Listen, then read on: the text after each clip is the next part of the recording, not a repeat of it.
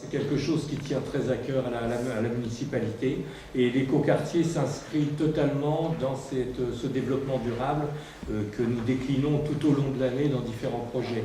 Et la commission d'urbanisme, qui est l'organisme habilité pour faire ce choix, donc examinera les 5 projets et fera un choix en fonction de tous ces critères. C'est-à-dire que l'objectif, c'est de prendre le meilleur projet. Et ensuite, on viendra vous présenter le résultat de cette consultation.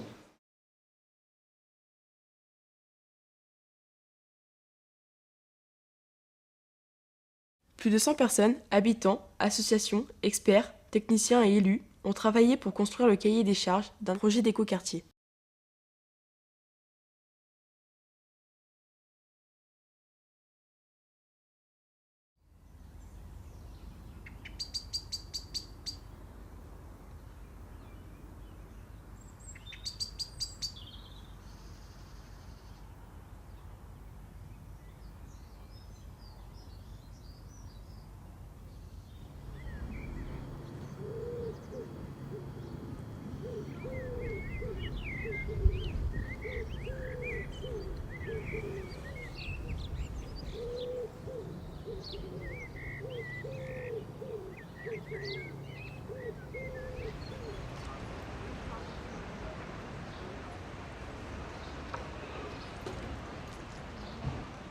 Moi, j'ai été architecte. Bon, d'abord dans le privé, puis rapidement, je suis devenu architecte à la ville du Havre. Alors, moi, j'ai travaillé dans un bureau d'études d'ingénierie avec mon mari et j'ai fait des études dans mon pays d'architecture. Je suis surveillante à l'internat d'excellence du Havre. Là, maintenant, je suis retraitée depuis l'âge de 65 ans. Donc, ça fait 4 ans que je suis en retraite. Et avant, je m'occupais de personnes âgées. Et j'étais à l'éducation nationale comme professeur des écoles ou instituteur. Et avant, j'avais quand même un autre métier. Je n'ai pas fait que ce métier. J'ai travaillé au service des eaux de la ville du Havre. Ça fait seulement 3 ans que nous sommes dans cette petite maison, dans un quartier bien tranquille, après avoir habité longuement du côté de Saint-Romain-de-Colbosc, dans une énorme longère, et pour nous rapprocher de la ville, des commodités. Et la raison principale, c'est tout simplement l'arrivée de ma petite fille. Parce que j'ai toujours pensé quelque part qu'un jardin, c'était plus propice, disons, au développement d'un enfant. Parce que ma mère a décidé de venir vivre ici. C'est parce que mon mari visitait des maisons pour acheter une maison. Bon, moi, je disais toujours que je ne viendrais jamais à Montivilliers. Puis en fait, je m'y suis retrouvée. Et puis bon, ça va. En 1964, quand on est arrivé, il n'y avait pas de piscine. Bon, il n'y avait pas beaucoup de terrains de sport, de foot. Il y avait rien, disons. Ce qui m'intéresse le plus, c'est son dynamisme, son envie de bouger, son envie d'aller vers l'avant et d'aller vers une société un peu différente où chacun retrouve sa place. Je dirais que c'est très adapté pour les enfants, que c'est très convivial.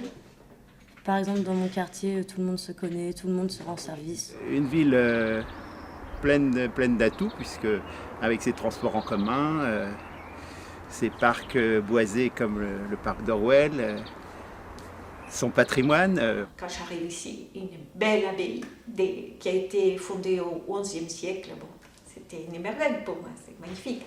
Alors à chaque fois qu'il y a des parents ou des amis qui viennent d'Uruguay, c'est forcé, on commence par l'abbaye.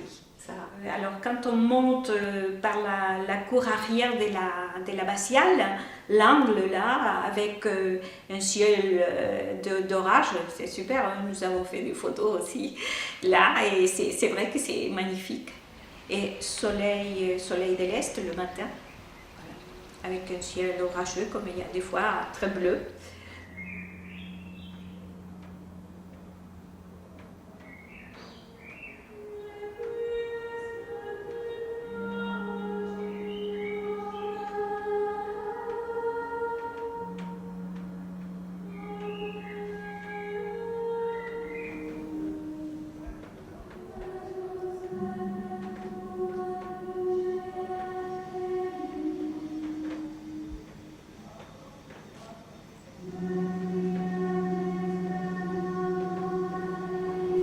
Et parmi le projet, j'avais le projet de m'intéresser à l'habitat futur, entre guillemets, parce que je suis absolument persuadé qu'aujourd'hui, on vit dans un habitat qui ne correspond pas à nos façons de vivre. Pour moi, écoquartier, ça résonne avec tout ce qui peut éviter de détériorer encore un peu plus notre planète, tant au niveau des énergies que de la consommation et des produits que nous utilisons. On avait fait une erreur de faire vivre des gens dans des lieux qu'ils n'avaient pas eux-mêmes conçus quelque part. À chaque fois qu'on a fait des expériences d'urbanisme, après, une fois que les gens vivent dedans, les constats n'est pas très positif en général. Donc l'écoquartier, oui, ça m'a attiré pour voir comment on créait un projet. Et surtout qu'on pouvait participer, nous, l'ensemble des Montivillons. Mais c'était intéressant et on a été bien accueillis. Enfin, on ne nous a pas délaissés, on nous a demandé notre point de vue sur beaucoup de choses. Donc... Parce qu'effectivement, vous avez des gens qui commencent à penser à des choses qu'on ne pensait pas il y a 5 ans, 10 ans, et c'est pas il y a 20 ans, hein, c'est tout proche. Hein. Aujourd'hui, on a cette approche. Par exemple, ils nous ont demandé où est-ce que nous, on mettrait des parkings pour les vélos, où est-ce qu'on mettrait les pistes cyclables dans Montivilliers, tout ça. Bon, après, c'était plus pour confirmer ou voir ce qui n'allait pas dans ce qu'ils avaient prévu, quoi. Bon, c'est vrai aussi, hein, on vit dans une société où la participation des gens dans la vie politique, elle est très restreinte. Je trouve qu'un bon citoyen, ce n'est pas celui d'aller voter. Un bon citoyen, il essaie quand même au moins d'être au courant des choses importantes de sa ville. Enfin.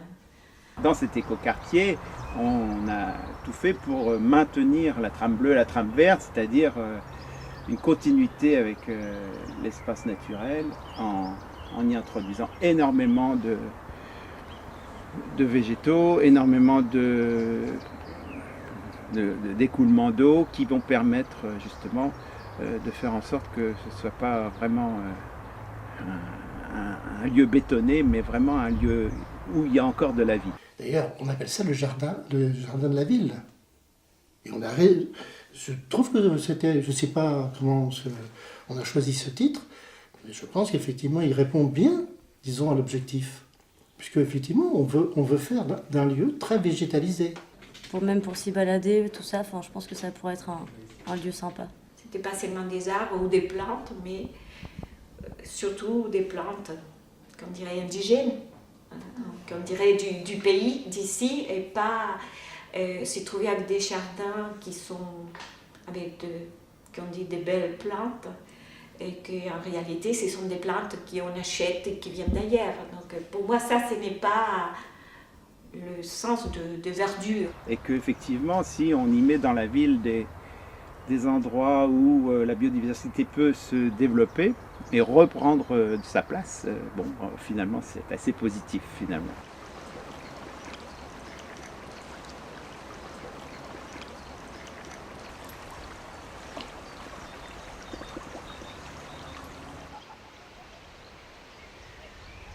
Les projets de la ville de Montivilliers ne se limitent pas à ce projet d'écoquartier. Ici, dans le fond de vallée de la Lézarde, sera construite une résidence-service senior respectant les règles du développement durable.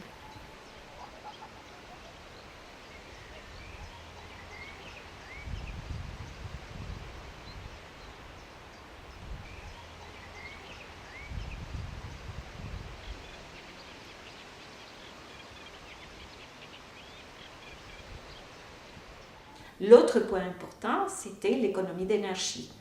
Et nous, on travaille quand même dans les bâtiments. On prépare les plans qui vont sur les chantiers.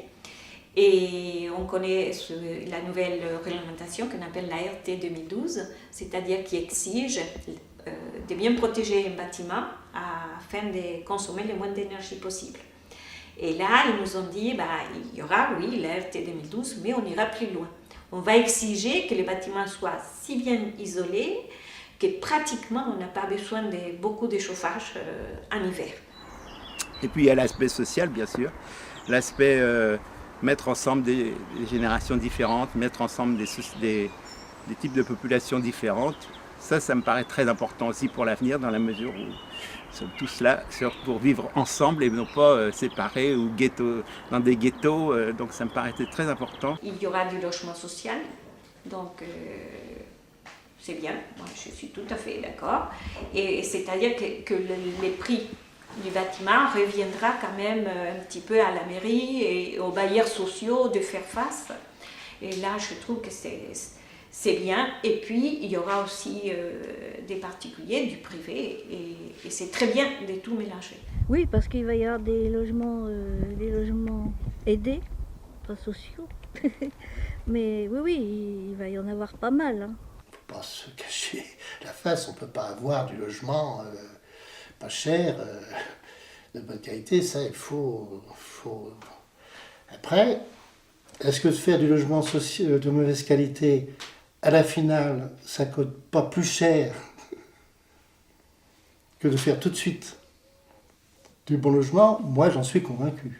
Puis le coût, parce que apparemment, comme ils veulent faire tout dans les normes au niveau écologie, c'est à voir après ce que ça peut donner. J'attends quand même de voir un peu la suite, parce qu'au moment où se poseront les questions de budgétiser tout ça, peut-être qu'on sera peut-être obligé de revoir notre copie. J'espère qu'elle ne sera pas à la baisse en tout cas. Parce que ça va coûter cher, il faut faire tous les réseaux enterrés, il y a l'eau pluviale, en plus maintenant il y a la nouvelle loi sur l'eau, donc il faut récupérer toutes les eaux des pluies, les canaliser, etc. Donc ça c'est un aspect important parce que les architectes ils ont bien réfléchi à cet aspect, essayer que ça coûte le moins possible à la ville. Il y a l'isolation, bien entendu, mais il y a la récupération des eaux. Et aujourd'hui, on veut éviter d'avoir des réseaux sous terre. Si on peut récupérer les eaux qui cheminent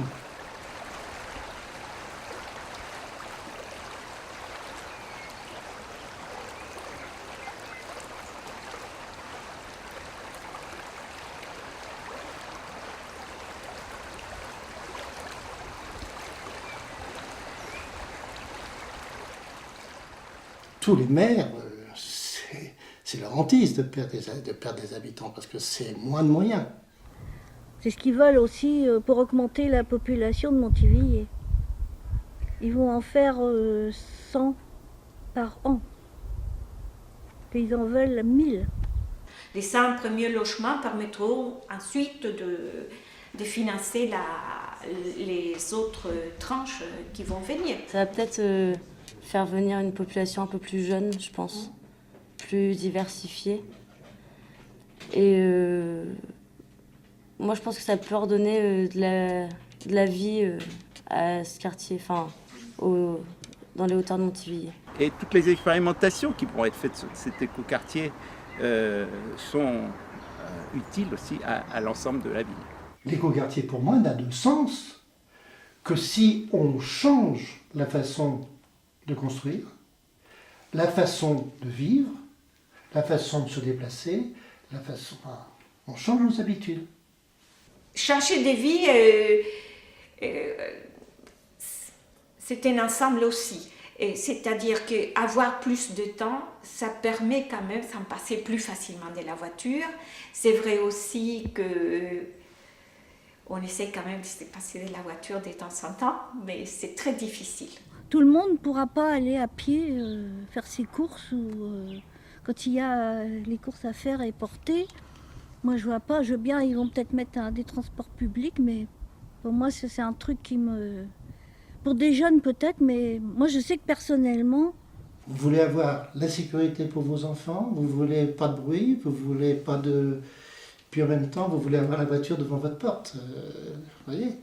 Dans la mesure où on dispose déjà des commerces de proximité, ça aide beaucoup à ne pas prendre la voiture. La ville de Montivilliers est assez exemplaire en ce domaine, puisqu'elle a une fonction multimodale avec le train, le bus.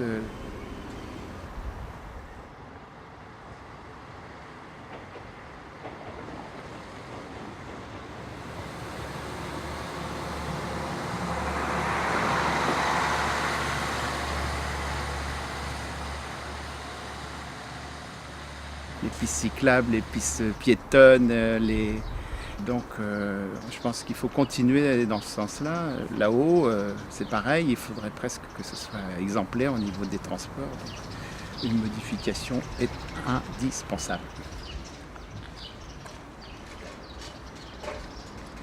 Mais bon, changer les habitudes, c'est dur, ça je reconnais volontiers. Mais dans la mesure où tout le monde est disposé à les faire, c'est plus facile. C'est plus facile. Puisque tout le monde l'a bien compris, ce projet il est sur une quinzaine d'années et il est à fait certain qu'en 15 ans, les choses, technologiquement, socialement, économiquement, etc., vont bouger. Maintenant, c'est évident que le projet actuel, à l'heure d'aujourd'hui, n'est pas abouti. Et ce qui est encore plus intéressant, c'est que nous avons la promesse qu'il allait évoluer encore et que même tout au long de sa construction, il évoluera encore. Donc, autrement dit, le projet n'est pas figé. Ça, c'est très, très important parce qu'aujourd'hui, les choses bougent très vite, évoluent très vite, les techniques, mais pas seulement, les idées après enrichissent les exemples qu'on a dans d'autres villes, dans d'autres pays même.